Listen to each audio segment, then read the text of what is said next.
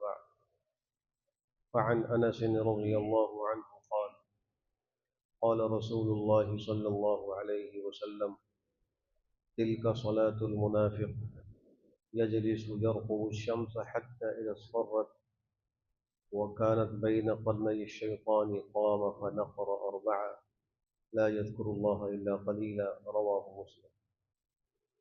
حضرت انس رضی اللہ تعالی عنہ سے روایت ہے، فرمایا کہ نبی کریم صلی اللہ علیہ وسلم نے ارشاد فرمایا، منافق کی نماز یہ ہے کہ بیٹھا ہوا سورج کا انتظار کرتا رہتا ہے یہاں تک کہ سورج پیلا پڑ جاتا ہے اور شیطان کے دو سینگوں کے درمیان قریب ہو جاتا ہے تو جلدی سے اٹھ کر چار ٹھونگے مار لیتا ہے اور اس میں اللہ پاک کا ذکر بھی قلیل ہی کرتا ہے۔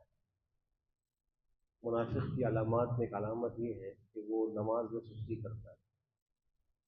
قرآن کریم میں سورہ نساء میں اللہ فرماتے ہیں منافقین کا حال ذکر کرتے ہوئے کہ وَإِذَا قَامُوا إِلَى الصَّلَاةِ قَامُوا كُسَالَىٰ يُرَاءُونَ النَّاسَ وَلَا يَذْكُرُونَ اللَّهَ إِلَّا قَلِيلًا۔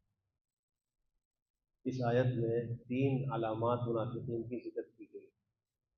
ایک تو یہ کہ جب نماز کے لیے کھڑے ہوتے ہیں تو نہایت سستی کے ساتھ، بے دلی کے ساتھ، مجبوری سمجھ کر نماز کے لیے کھڑے ہوتے ہیں، اور پھر اس کا نتیجہ یہی ہوتا ہے کہ وہ نماز اچھی طرح نہیں پڑھتے، جیسے اس حدیث شریف میں ذکر ہوا کہ مرغے کی طرح چار ٹھونگے مارتے، جلدی جلدی تیز تیز نماز پڑھتے ہیں، نماز کو وقت پر نہیں پڑھتے، تاخیر سے پڑھتے ہیں۔ اور دوسری علامت جو ذکر فرمائی کہ یراؤن الناس، لوگوں کو دکھانے کے لیے پڑھتے، ریاکاری، ریاکاری یہ بھی منافقوں کی علامت ہے۔ اور تیسری علامت فرمائی کہ اللہ کا ذکر بہت تھوڑا کرتے ہیں، حالانکہ جو مسلمین اور مسلمات اور مومن اور مومنات کی صفات ہیں ان میں اللہ فرماتے ہیں وَالذَّاكِرِينَ اللَّهَ كَثِيرًا وَالذَّاكِرَاتِ، کہ جو مسلمان مرد و عورت ہیں وہ اللہ کا بہت زیادہ ذکر کرنے والے ہیں۔ اور ایک مقام تو خود اللہ فرما رہے ہیں اہل ایمان کو مخاطب بنا کر کہ یا ایھا الذین آمنوا اذکروا اللہ ذکرا کثیرا، اللہ کو کثرت سے یاد کرو۔ تو منافقین کا حال یہ ہوتا ہے کہ وہ اللہ کا بہت تھوڑا ذکر کرتے ہیں، ولا یذکرون اللہ الا قلیلا۔ اسی طریقے سے منافقین کی ایک علامت یہ ہے کہ وہ یہود و نصارہ اور کفار کے ساتھ دوستی اور محبت کا تعلق رکھتے ہیں اور اہل ایمان سے نفرت کرتے ہیں۔ قرآن کریم میں اللہ فرما رہے ہیں کہ بشر المنافقین بأن لهم عذابا علیم الذین یتخذون الکافرین اولیاء من دون المؤمنین ایبتغون عندهم العزة فإن العزة للہ جميعا۔ اے نبی منافقوں کو خبر کر دیجئے کہ ان کے لیے بڑا دردناک عذاب ہے۔ فرمایا کہ منافق وہ لوگ ہیں جو مومنوں کو چھوڑ کر کافروں کو اپنا دلی دوست بناتے ہیں۔ اللہ ان کو فرما رہے ہیں کیا تم ان کے پاس عزت تلاش کرتے ہو کہ تمہیں عزت مل جائے گی؟ کافروں سے دوستی کر کے تم باعزت ہو جاؤ گے؟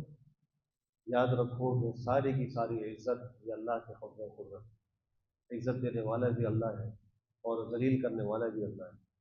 جس کو چاہتا ہے تعز من تشاء وتذل من تشاء، جس کو اللہ آپ چاہتے ہیں عزت دے دیتے ہیں، جس کو آپ چاہتے ہیں ذلیل کر دیتے ہیں۔ تو اگر کسی کو عزت کی تلاش ہو تو وہ اللہ کی طرف رجوع کرے، اللہ کے احکام کو مانے، ورنہ اللہ اس کو ایسی جگہ پہ ذلیل کریں گے جہاں اس کو ذلت کا کوئی شبہ بھی نہیں ہوگا۔ اور اگر وہ اللہ کا فرمانبردار ہوگا تو اللہ اس کو ذلت کے مقامات پر بھی عزت عطا فرمائے گا، اس کا سر اونچا کرے گا۔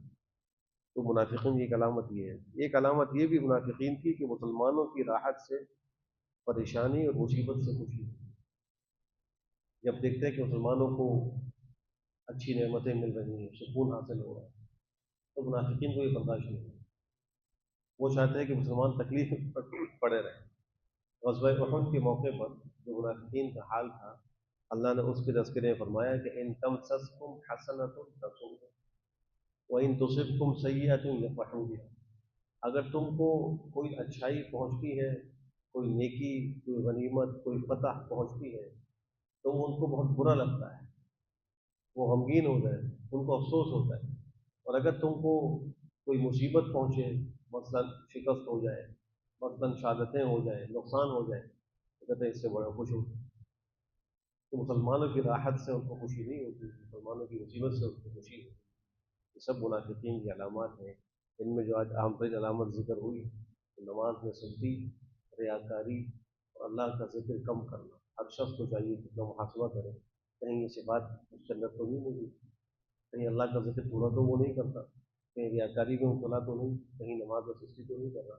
اگر ہے تو توبہ کریں، ان عادات کو چھوڑیں، اور اگر نہیں ہے تو اللہ کا شکر ادا کریں۔ اللہ ہم سب کو بہتر عمل کی توفیق نصیب۔